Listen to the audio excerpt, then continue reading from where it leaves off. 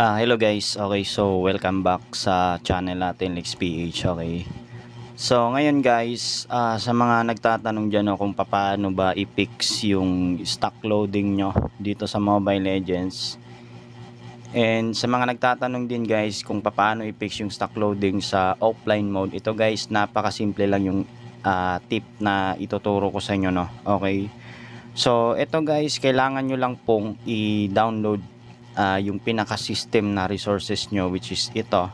Okay, kasi itong mga file na to guys, kapag missing kasi to, or kung hindi pa to fully na complete na pag download, mag-stuck talaga yung loading screen nyo, no? So kailangan nyo lang siya guys na i-pull download. So itong mga resources, itong mga ganito additional resources, tapos itong dito guys sa system, no?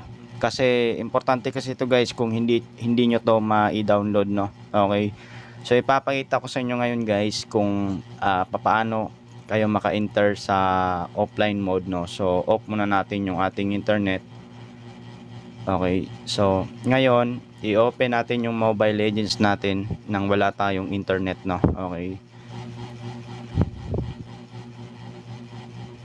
so ayan guys, no, so unable to connect to the server, do you want to enter offline mode? So tap lang natin yung confirm, then ayan guys, maglo-loading na po siya, no? So ganun lang guys, kailangan nyo lang talaga i-complete yung mga file resources nyo para maka-enter kayo dito sa kanilang offline mode ni Moonton.